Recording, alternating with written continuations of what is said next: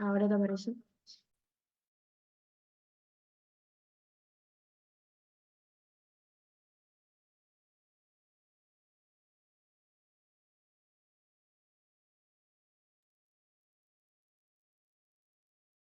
Bueno, estamos en hora. Buenas tardes a todos los presentes. Buenas tardes. Buenas tardes, doctora. Estamos en tiempo, así que vamos a empezar para los que son puntuales. Hoy el tema es cortito, pero tienen los últimos antibióticos que vamos a dar que algunos ya dieron en el taller, pero vamos a comenzar a trabajar ahora. A ver, chico, esto.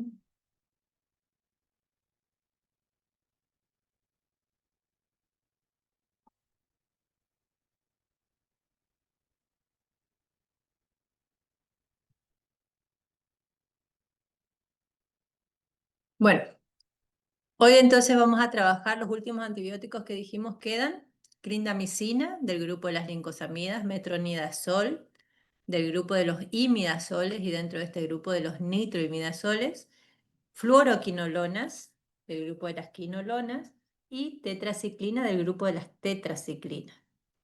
¿Qué vamos a ver de cada uno de estos? Vamos a ver, como en todos los antibióticos que vimos hasta ahora, conocer su clasificación, cuáles son sus indicaciones, cuál es el mecanismo de acción de cada uno, su actividad antibacteriana o espectro, ¿sí? Antibacteriano, la farmacocinética, o sea, cómo se absorbe, se distribuye, se metaboliza y se elimina, las reacciones adversas y sus interacciones. Comenzamos con la clindamicina. Se me escucha bien, ¿verdad?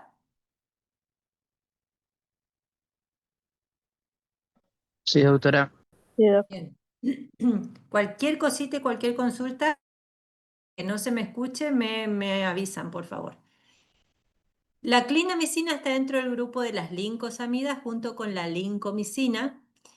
Es un antibiótico semisintético, va a ser tiempo dependiente. ¿Qué quiere decir esto? Ustedes vieron esto en farmacodinamia, quiere decir que la concentración debe estar por encima de la concentración inhibitoria mínima por un tiempo determinado, ¿sí? No requiere dosis máxima, sino mantener una concentración por encima de la concentración mínima inhibitoria. La clindamicina va a ser bacteriostática, ¿sí? Va a actuar en la subunidad 50S, inhibiendo la síntesis de proteína. ¿Cuál es su actividad antibacteriana? Sobre todo en cocos gram positivos y negativos anaerobios, ¿sí? Estos incluyen los peptococos, peptostreptococos, veilonela, fusobacterium. Estos son, sobre todo el fusobacterium y la veilonela, se encuentran en las periodontitis agresivas, estafilococos, neumococos, estreptococos, actinomices, nocardias, clamidia y parásitos protozoos. Está indicada o es sensible el Staphylococcus aureus, que es resistente a meticilina, y no son sensibles a la clindamicina, es decir, que no se puede utilizar clindamicina en bacterias aerobias gram negativas y en el Clostridium difficile. Este es importante porque es una de las reacciones adversas al utilizar clindamicina, es el que produce la colitis pseudomembranosa, Mycoplasma pneumoniae y Enterococcus. Las cepas resistentes a la clindamicina son el Streptococcus epidermidis, los bacteroides y algunos Clostridiums. ¿Cuál es su mecanismo de resistencia? Es similar al de los macrólidos. Ustedes ya dieron macrólidos la clase pasada. El mecanismo de resistencia de esta es similar y por eso tiene una resistencia cruzada. ¿Qué quiere decir? Que si estas bacterias son resistentes a macrólidos, también son resistentes a la clindamicina. Los tipos de resistencia son mediadas por plásmidos o mecanismo de flujo. ¿Cuáles son las indicaciones de la clindamicina? Principalmente infecciones, como dijimos, actúa en bacterias anaerobias, o sea, infecciones por bacterias anaerobias, en piel, en infecciones intraabdominales, infecciones de vías respiratorias inferiores, sabemos que son anaerobios, por eso tienen que ser en cavidades cerradas, ginecológicas, osteoarticulares, en las que se incluye la osteomielitis, en infecciones producidas por el Staphylococcus aureus, que es resistente a meticilina, va a actuar bien la clindamicina, en faringoamigdalitis estreptocócica, acné vulgar, vaginosis. Dijimos que actúa en algunos parásitos, entonces también en toxoplasmosis en pacientes con HIV, en anthrax, malaria. Vean la importancia que tiene este fármaco y por eso también lo que debemos hacer para cuidarlo por el tema de la resistencia bacteriana, ¿sí? Utilizarlo cuando solo es necesario.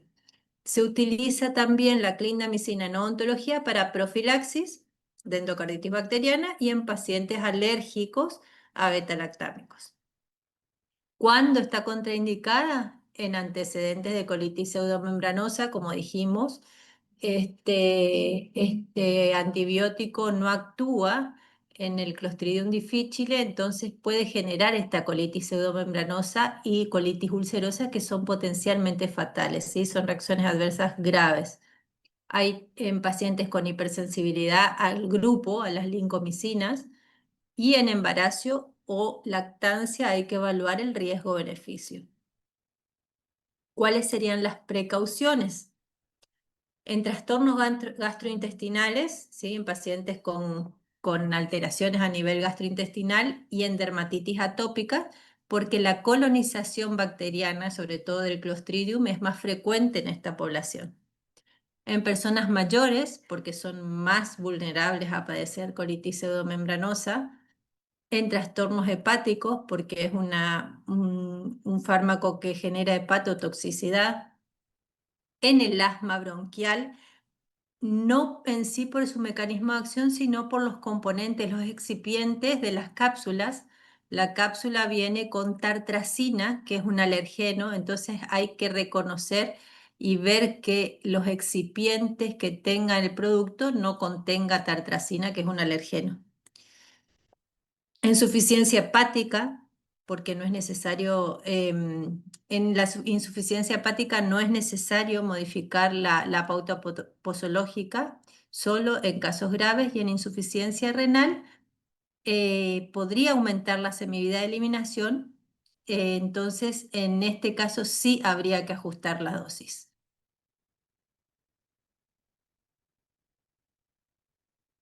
Como dijimos, la clindamicina es tiempo dependiente, es decir, que la concentración del fármaco debe mantenerse por encima de la concentración mínima inhibitoria.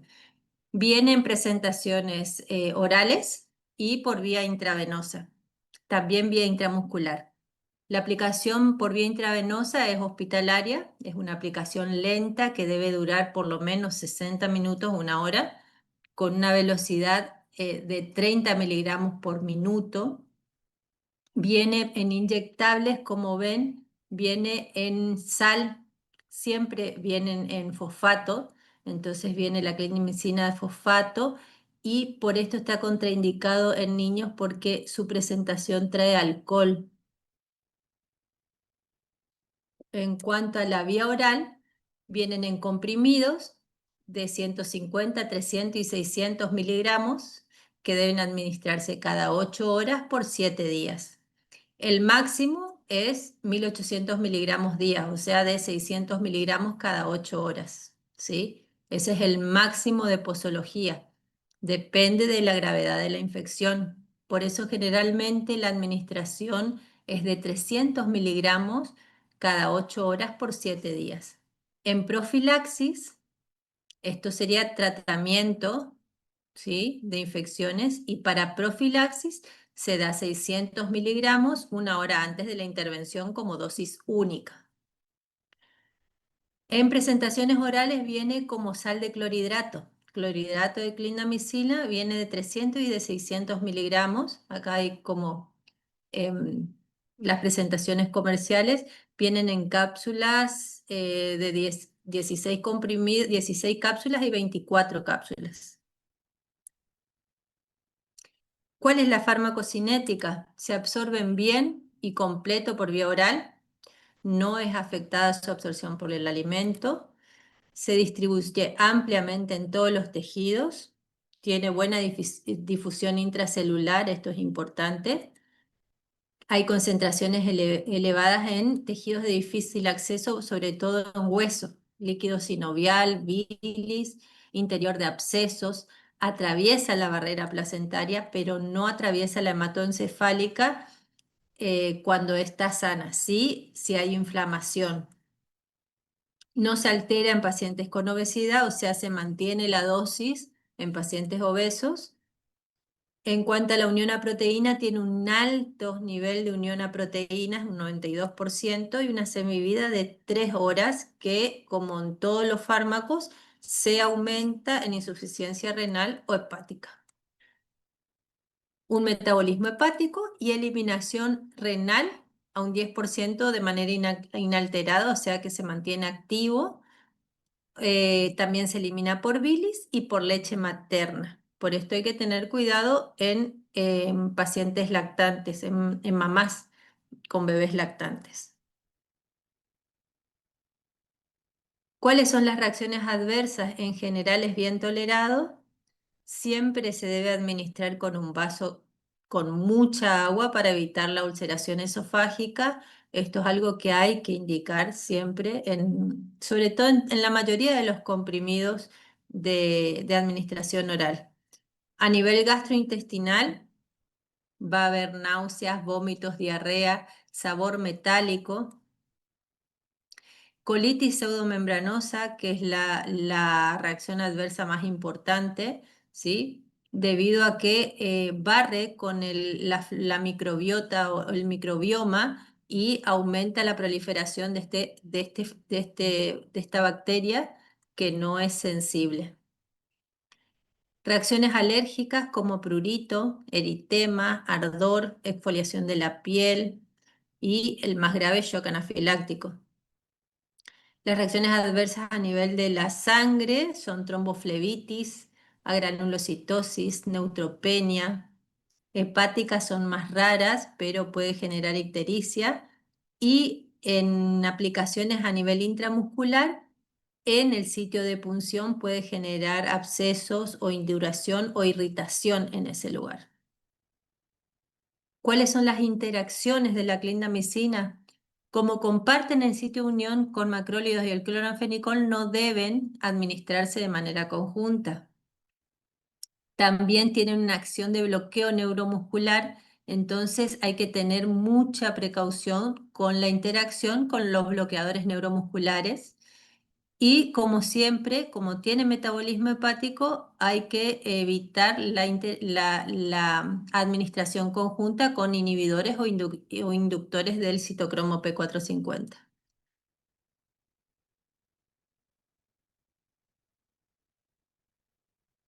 Con respecto al metronidazol, el metronidazol se encuentra dentro de los grupos de los imidazoles y dentro de este grupo de los nitroimidazoles, junto a el tinidazol y el ornidazol.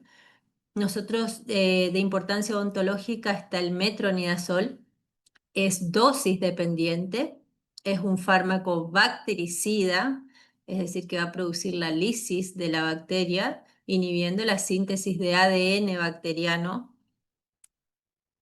Tiene una actividad para bacterias anaerobias, sobre todo es más activo en los gram negativos y también parasitaria, en protozoos.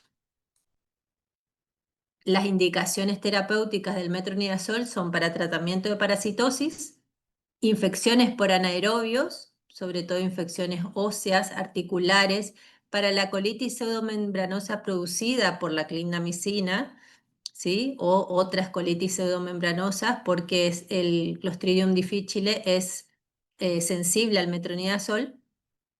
Infecciones de tejidos blandos y orales, infecciones de transmisión sexual, profilaxis quirúrgica y rosácea en uso tópico. La dosis del metronidazol es de 250 a 500 miligramos cada 8 horas por 7 a 10 días. El metronidazol es uno de los fármacos que puede utilizarse en conjunto con la amoxicilina para ampliar el espectro, ¿sí? Generalmente se usa para las periodontitis agresivas y se usa simultáneamente con amoxicilina 500 y metronidazol 500 miligramos conjuntamente cada 8 horas por 7 días. ¿Cuáles son las contraindicaciones del metronidazol? Pacientes alérgicos, pacientes con tratamiento con disulfiram. Este fármaco es un fármaco que se utiliza para los pacientes con adicciones al alcohol, ¿sí?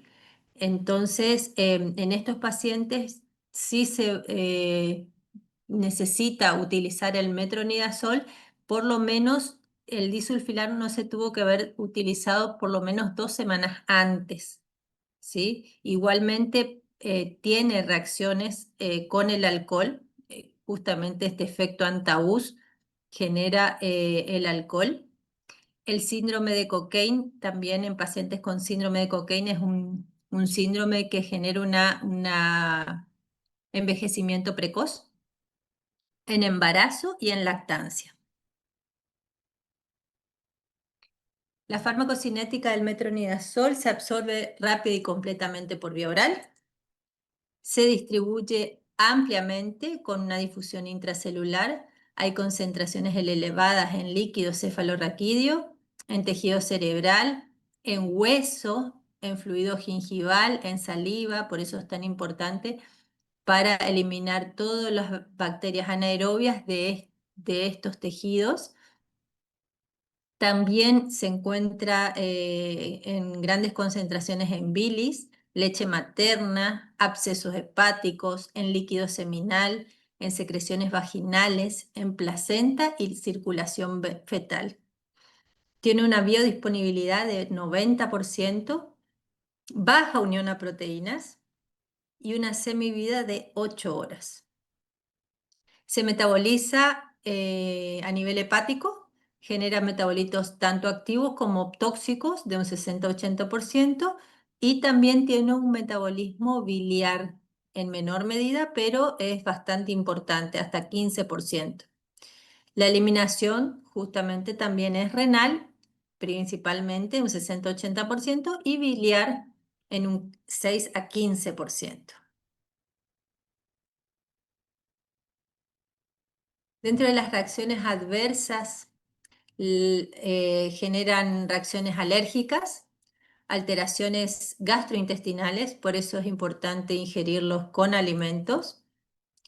Las alteraciones gastrointestinales pueden ser náuseas, dolor abdominal, diarrea, serostomía, sabor metálico, estomatitis, vómitos, alteraciones neurológicas, como cefalea, mareo, neuropatías, alteraciones del comportamiento como psicosis o irritabilidad. Alteraciones a nivel genitourinario como vaginitis o cistitis. Y posee efectos carcinogénicos, mutagénicos y teratogénicos en animales. Por eso no se probó en pacientes embarazados, y por eso está contraindicado porque no se reconoce el riesgo en este tipo de pacientes.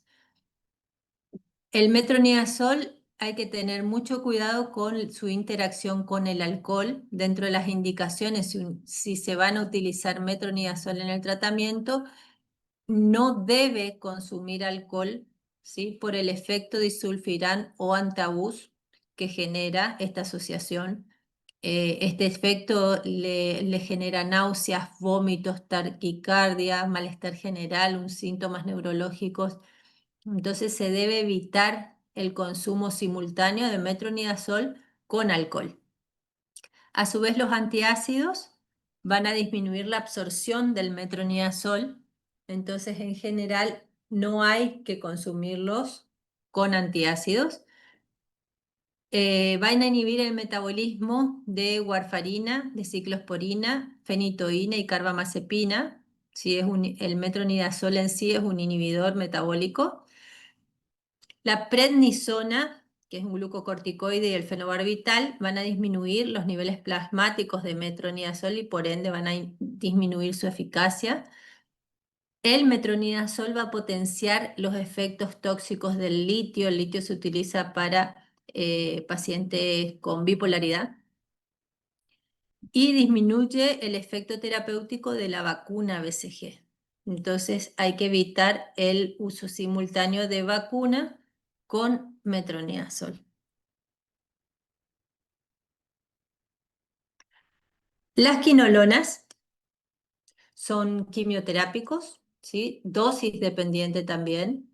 Son bactericidas, van a actuar a nivel del ADN, van a afectar el funcionamiento normal del ADN, inhibiendo la ADN girasa, la enzima.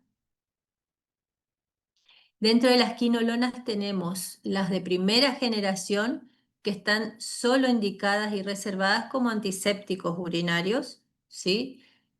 El ácido nalidíxico es el que más se utiliza, tiene una actividad para enterobacterias gram negativas, como Klebsiella, Proteus, Shigella, Salmonella, Pseudomonas. Y los de segunda generación, que son las fluoroquinolonas, la de segunda generación como el ciprofloxacino, que es el más utilizado, ofloxacino y enoxacino. De tercera generación, el difloxacino, esparfloxacino, fleroxacino, tosufloxacino, y el de cuarta generación, que es el levofloxacino, el más utilizado, moxifloxacino o gatifloxacino. La actividad bacteriana de las fluoroquinolonas es un poquito más amplia que los de la primera generación. Se amplían porque se incorpora flúor y esto amplía el espectro a gram positivas y micobacterias. Las de segunda generación van a ampliar el espectro un poco más a los cocogram positivos aerobios y bacterias anaerobias, y los de cuarta generación amplían sobre streptococos y estafilococos. Entonces amplían su indicación a infecciones respiratorias. ¿Sí? Entonces las indicaciones de las fluoroquinolonas van a ser infecciones de vías aéreas, infecciones urogenitales y para micobacterias de la tuberculosis y la Mycobacterium avium.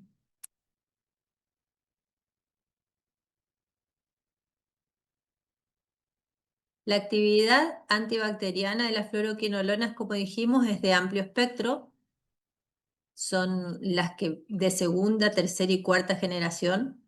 Van a actuar sobre bacterias aerobias gram negativas y algunas gram positivas, y sobre micobacterias de la tuberculosis, y tienen escasa acción sobre bacterias anaerobias.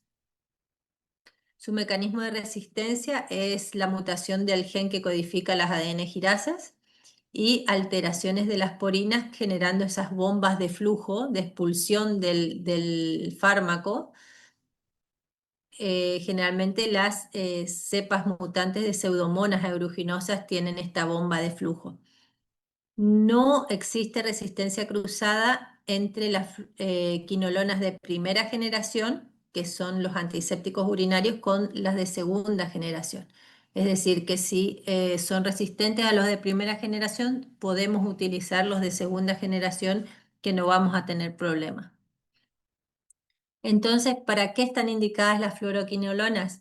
En general para infecciones urinarias, sobre todo las de primera generación, enfermedades de transmisión sexual, infecciones intestinales, infecciones respiratorias, en este caso sinusopatía de origen dental, que nos interesa a nosotros, infecciones óseas, como en la osteomielitis, que es muy importante en la terapéutica odontológica, infecciones articulares y de los tejidos blandos, como celulitis, úlceras infectadas en diabéticos. Contraindicado por sus reacciones adversas en embarazo y en lactantes. ¿Cuál es la farmacocinética? Se absorben rápido y completamente por vía oral. Se distribuyen ampliamente en todos los tejidos y fluidos, sobre todo en macrófagos y neutrófilos. Se distribuye también en líquido prostático, bronquial, en leche, hueso, articulaciones, humor acuoso. Atraviesan la barrera hematoencefálica. Tienen unión a proteínas. Los de primera generación tienen poca unión a proteínas. Los de segunda tienen mayor unión a proteínas. La semivida es prolongada de 6 a 8 horas, lo que va a permitir una dosis única. Se metabolizan en hígado y se excretan por vía renal de manera activa, por eso se sirven para infecciones urinarias. ¿Cuáles son las reacciones adversas? Principalmente gastrointestinales, fotosensibilidad. Por eso hay que controlar, estos pacientes no tienen que tener exposición directa al sol, alteraciones neurológicas. Se depositan en cartílagos inmaduros, por lo que no se recomienda durante el crecimiento y el embarazo, ¿sí? Prolongan el intervalo QT, o sea, generan arritmia. Hay que tener cuidado en pacientes con patologías cardiovasculares. Las dosis de segunda generación, la levofloxacina, es de 500 miligramos cada 24 horas, o sea, una dosis diaria durante 5 a 10 días. Ahora vamos a ver por qué tan poquito tiempo. Y la ciprofloxacina de 250 a 750 de acuerdo al inóculo, al grado de infección, cada 12 horas. Esta ciprofloxacina es de cuarta generación durante 5 a 10 días. Se administra durante 5 porque este antibiótico tiene efecto postantibiótico de 2 a 6 horas. ¿Qué es el efecto postantibiótico? Es el tiempo luego de que se ha eliminado completamente el antibiótico, durante el cual no hay crecimiento de microorganismos en el huésped, ¿sí?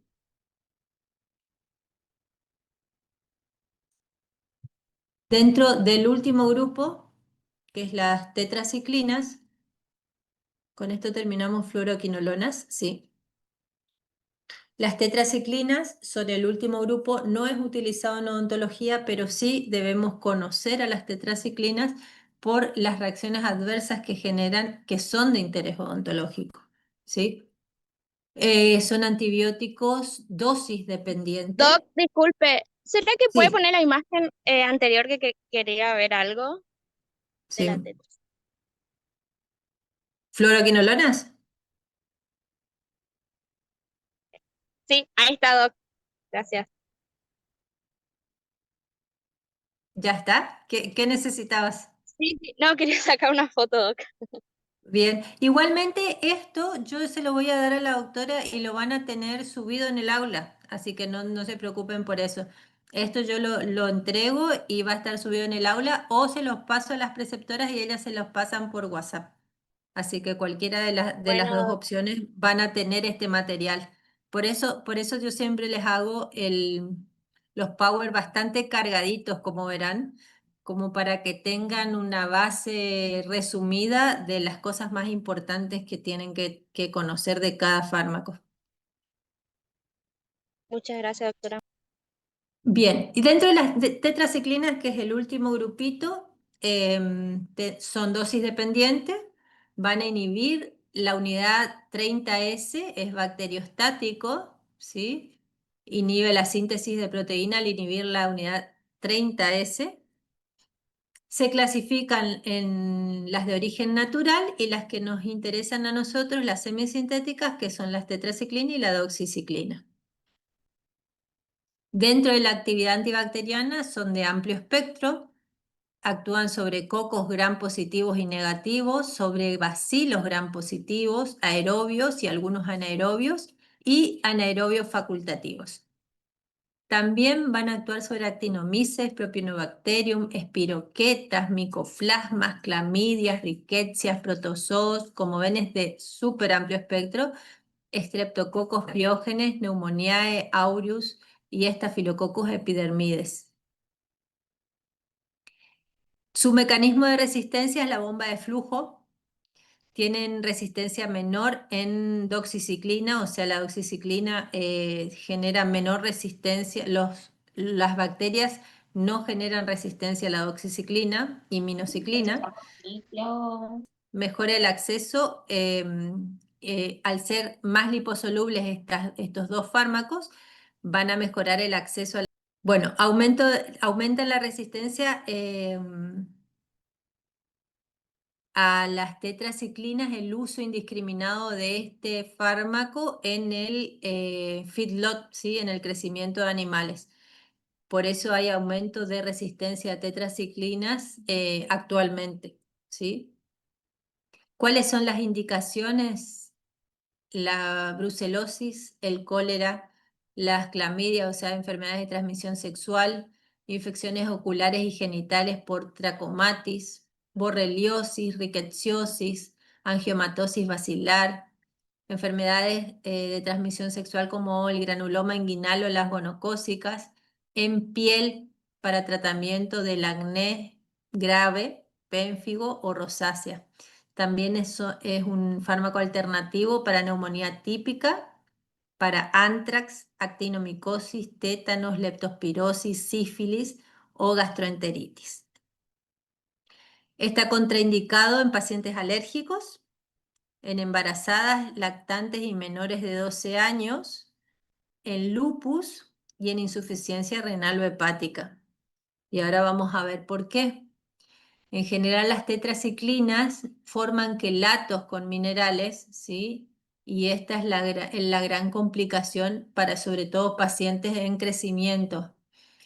Entonces, al unirse al calcio, por ejemplo, de los pacientes en crecimiento, van a generar alteraciones a nivel óseo y en nuestros pacientes a nivel dentario, ¿sí? Que son esas manchas marrones generadas por las tetraciclinas.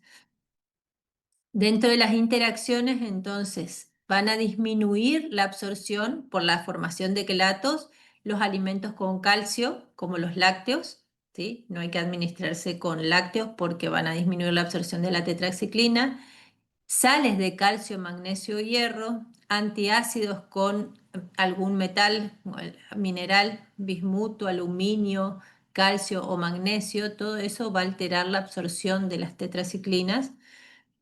Van a disminuir su semivida los inductores hepáticos, como los antiepilépticos, como fenitoína y carbamazepina, como los barbitúricos y la ingesta crónica de alcohol. A su vez, los diuréticos van a potenciar el efecto nefrotóxico de las tetraciclinas. La tetraciclina es un potenciador de los anticoagulantes orales, o sea, hay que evitar esa interacción porque va a generar un aumento de riesgo de hemorragias. Disminuyen la acción de los anticonceptivos como otros antibióticos, entonces hay que evitar o generar otro tipo de mecanismo de anticoncepción para evitar justamente esta complicación de reducción de eficacia de los anticonceptivos. Genera un antagonismo con antibióticos bactericidas como los beta-lactámicos, entonces hay que evitar su uso simultáneo también.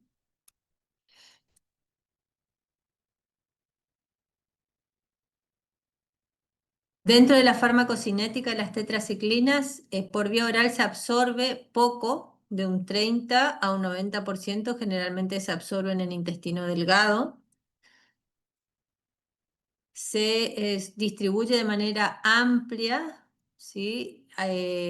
Genera un secuestro tisular, quiere decir que pasa y se mantiene dentro de los tejidos. La doxiciclina y la minociclina pueden encontrarse en grandes proporciones a nivel del tejido pulmonar, van a atravesar la barrera hematoencefálica y la placentaria. Por eso hay que tener mucho cuidado y hay que está contraindicado en embarazadas porque genera justamente estos quelatos con el calcio, alterando o generando alteraciones tanto óseas como dentarias. Las tetraciclinas en líquido sinovial y mucosa del seno se encuentran en altas concentraciones. La minociclina en saliva, lágrimas, seno maxilar y amígdalas. También se concentran en bilis, huesos, dientes del feto, leche materna. Tienen poca unión a proteínas. Los de segunda generación tienen mayor unión a proteína. O sea, las tetraciclinas tienen mayor unión a proteína. Y los de segunda generación, o sea, las tetraciclinas minociclina, tienen una semivida más larga. Tienen una biotransformación hepática y se eliminan a nivel renal y en menor proporción una eliminación biliar. Reacciones adversas, muchas, frecuentes y graves, ¿sí? Por eso es tan importante el cuidado de la utilización de las tetraciclinas. Dentro de las reacciones graves en adultos, ¿sí? Las gastrointestinales, el fármaco es muy irritante, genera náuseas, vómitos, malestar epigástrico, úlceras esofágicas. Para evitar, como dijimos, las úlceras, el fármaco debe tomarse con mucho líquido, mantenerse sentado o parado durante la administración y evitar acostarse inmediatamente, como para que el comprimido o la cápsula pueda llegar a intestino o tranquilamente sin mantenerse mucho tiempo en el tracto esofágico. También genera diarrea, colitis pseudomembranosa por la alteración de la flora intestinal. Reacciones cutáneo-mucosas tienen fotosensibilidad, o sea que hay que evitar en pacientes que se exponen a la luz solar directa, estos trabajadores del campo, por ejemplo, hay que evitar porque genera fotosensibilidad. Menos frecuentes las reacciones cutáneas son pigmentación ungueal, o sea, de las uñas, cutánea esclerótica y alteraciones a nivel de la tiroides, pero estas son reversibles. A nivel hepático, pueden generar degeneración grasa o, lo más grave, insuficiencia hepática grave, ¿sí? Lo que hay que tener en cuenta es que esto, insuficiencia hepática grave, tiene un comienzo súbito y de evolución rápida que puede llegar a ser mortal. Por eso hay que hacer un control muy minucioso de la utilización de tetraciclinas. A nivel renal, en pacientes con insuficiencia renal los agrava la insuficiencia, o sea que está contraindicado. Y genera el síndrome de Fanconi, que es la acidosis tubular renal en pacientes que toman esta medicación caducada. Por eso hay que tener mucho cuidado y el control siempre de todos los fármacos. En general, la fecha de vencimiento de los fármacos en general indican reducción de eficacia del medicamento, ¿sí? Pero en algunos, como en la tetraciclina, esta fecha de caducidad o de vencimiento indica que luego de pasada esa fecha de caducidad puede generar efectos tóxicos. Por eso en este fármaco hay que tener muy en cuenta la fecha de caducidad porque genera el síndrome de Fanconi, que es esta acidosis tubular renal, que son estos metabolitos activos de degradación que son tóxicos. En niños, la alteración se produce tanto en hueso como en dientes. Dijimos que las tetraciclinas forman quelatos con los minerales, o sea, se unen de manera irreversible al calcio, al magnesio. En huesos, los quelatos de tetraciclina interfieren en la osteogénesis, entonces va a generar alteraciones en el crecimiento y va a generar deformaciones a nivel óseo, ¿sí? Y en dientes va a generar esas manchas amarillas a gris pardo permanentes por la formación de dentina y esmalte alterado, ¿sí? Genera hipoplasia del esmalte por quelación con calcio. La que menos genera esta reacción es la doxiciclina. Y en niños hay que tener en cuenta la hipersensibilidad también, más que en adultos. La posología de este fármaco, que en general nosotros no lo utilizamos, es de 500 miligramos cada 6 horas, alejados de las comidas. Como para tener un panorama general de mecanismos de acción en mi grupo, yo le había dado el mecanismo de acción completo, pero como para que tengan de estos 4 grupos de fármacos, ¿sí? El mecanismo de acción de las lincosamidas de la clindamicina es bacteriostático, se une a la unidad 50S y genera una inhibición de la síntesis de proteínas.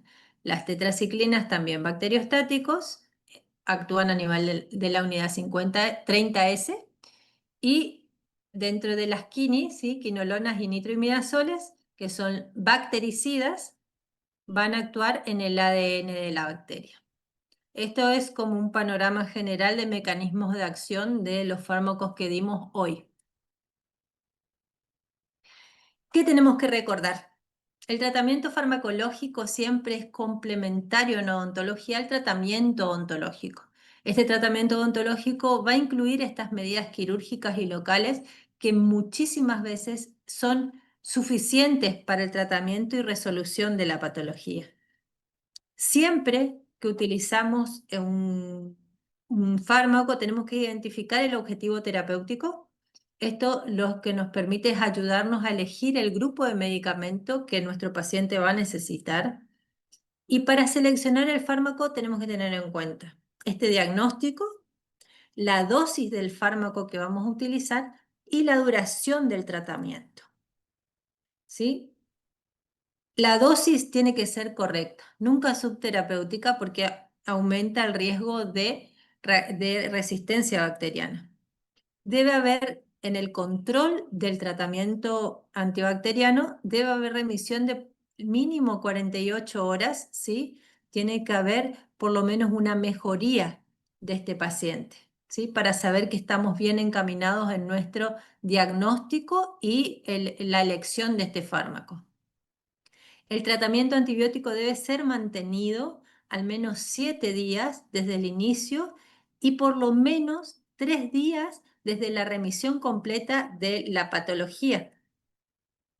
Si hay necesidad de un diagnóstico microbiológico, siempre esta muestra para el antibiograma debe ser tomada antes de iniciar este tratamiento de antibióticos para que la muestra sea efectiva. Y por último, acá tienen la bibliografía utilizada para todo esto y los vademecum que están en línea como para hacer sus consultas. ¿Alguna pregunta hasta acá?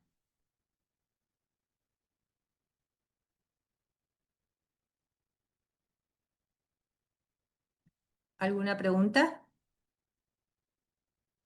No, profe. No, profe. ¿Quedó todo más que claro? ¿Seguro? Profe, yo quería Sí. saber qué tomarán mañana. No te escuché. ¿Querías saber? ¿Qué nos tomarán mañana?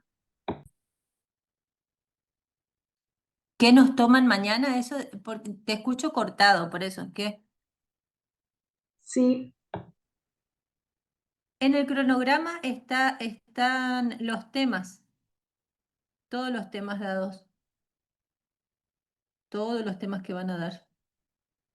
Ahora, en este momento, a ver, ya te puedo mirar.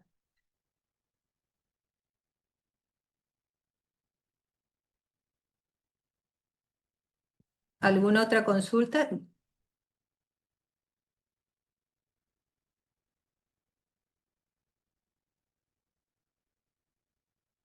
Cronograma. ¿Alguna otra consulta? No, doctora. Ya te digo el tema de mañana. Y bueno, y para terminar, como dice ahí, la disciplina es el puente entre las metas y el logro, así que tienen que empezar, ¿sí? Que no se queden en metas, a estudiar mucho. A ver, teóricos, talleres.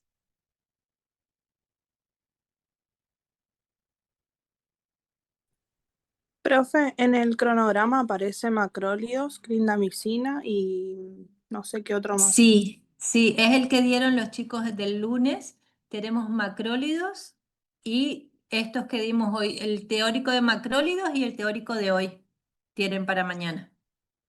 ¿Sí? Macrólidos, clindamicina, metronidazol, tetraciclina, fluoroquinolonas, cloranfenicol, sulfas y aminoglucósidos. O sea, todo el teórico que dieron de macrólidos y el teórico de hoy. Eso es el taller. Profe, ¿y el taller de recetas? El taller ahora es consultas sobre el taller que pueden hacerlo mañana. El taller es al final del cursado porque a ver, consultas que teníamos en el horario del parcial y no se hizo porque estábamos de paro, que hicimos solo el parcial. Así que en esta clase, las consultas que tengan, en esta y en la otra clase, las consultas que tengan sobre el taller de recetas, ¿sí? Traigan sus recetas armadas como para ir viendo y corrigiendo y organizando.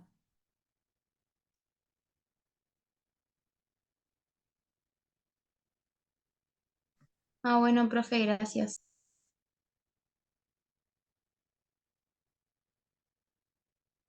¿Alguien más que tenga alguna duda?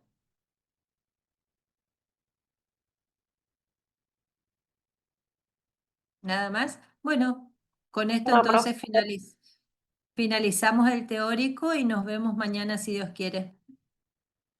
Hasta luego, Chao, doctora. Chao, Hasta profe. luego. Profe, ¿puedo hablar con usted al final? Sí,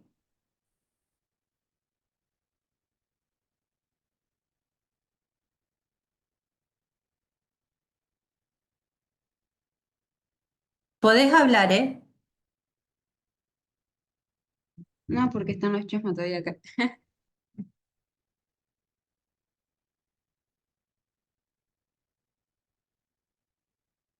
Voy a dejar de compartir.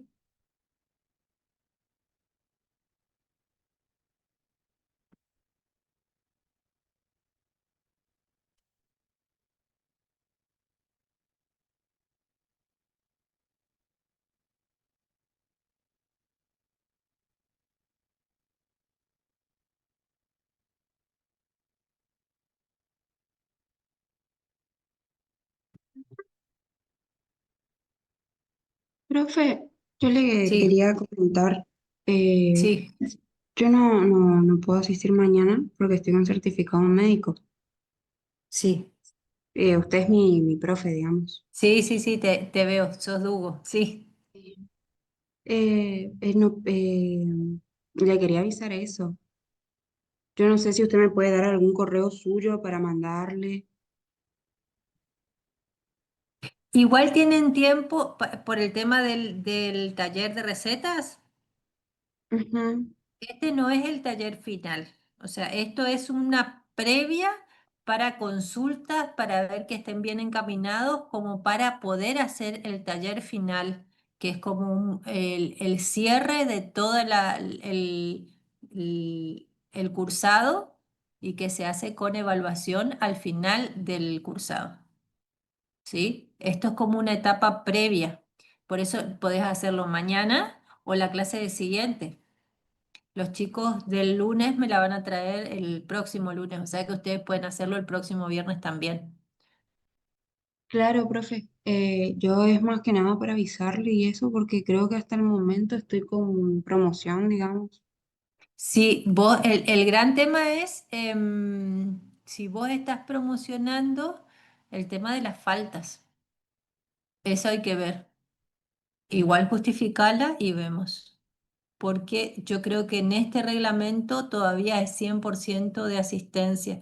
Creo que a partir del año que viene es menos, pero esta creo que es 100% asistencia, así que eso tendríamos que ver.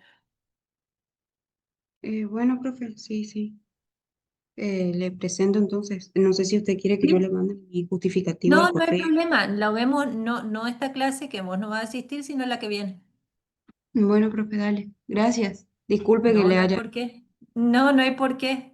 Hasta mañana, si Dios quiere, para el grupo y nos vemos con vos la próxima. Dale.